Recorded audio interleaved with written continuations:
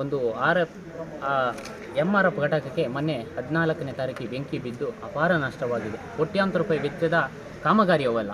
1 ಲಕ್ಷಾಂತರ ರೂಪಾಯಿ ಯಂತ್ರಗಳು ಸುಟ್ಟು ಭಸ್ಮವಾಗಿದೆ. ಇದರ ವಿರುದ್ಧ ನಾವು ಇವತ್ತಿನ ದಿನ SP ಮತ್ತು DC ಅವರು ಹಾಗೂ ಲೋಕಾಯುಕ್ತರಿಗೆ ಒಂದು ದೂರನ್ನು ನೀಡಿದ್ದೇವೆ. ಸರಿಯಾದ ತನಿಖೆ ರೀತಿಯಲ್ಲಿ ಸಮಗ್ರವಾಗಿ ತನಿಖೆ ಆಗಬೇಕು ಸರ್. ಯಾಕೆಂತ ಹೇಳಿದರೆ ಕಳೆದ ವಾರ ನಮ್ಮ ಹೆಬ್ರಿ ತಾಲೂಕಿನ ಬೆಳುವೆ ಗ್ರಾಮ ಪಂಚಾಯಿತಿಯಲ್ಲಿ ತ್ಯಾಜ್ಯ ಘಟಕಕ್ಕೆ ಬೆಂಕಿ ಬಿದ್ದಿದೆ. ಇದು 16 ಗ್ರಾಮ ಪಂಚಾಯತ್ ವ್ಯಾಪ್ತಿಯ ಸಂಬಂಧಪಟ್ಟ ಹೆಬ್ರಿ MRF ಘಟಕ, ಭಾಳ ದೊಡ್ಡ ಘಟಕ. ಈ ಘಟಕ 6-7 ತಿಂಗಳಿಂದ ಕಾರ್ಯನಿರ್ವಹಿಸ್ತಿಲ್ಲ ಸರ್. ಮೊನ್ನೆ ಕೇಳಿದರೆ ಬೆಂಕಿ ಯಾವ ಥರ ಬಿದ್ದು ಕೇಳಿದರೆ ಅಲ್ಲಿ ಶಾರ್ಟ್ ಆಗಿ ಬೆಂಕಿ ಆಗಿದೆ ಅಂತ, ವಿದ್ಯುತ್ ಶಾರ್ಟ್ ಆಗಿದೆ ಬೆಂಕಿ ಆಗಿದೆ ಅಂತ ಹೇಳ್ತಾರೆ. ಅದು ಅಲ್ಲಿ ಕರೆಂಟೇ ಕಲೆಕ್ಷನ್ ಇದೆ ಸರ್, ಕರೆಂಟ್ ಇಲ್ಲ ಸರ್.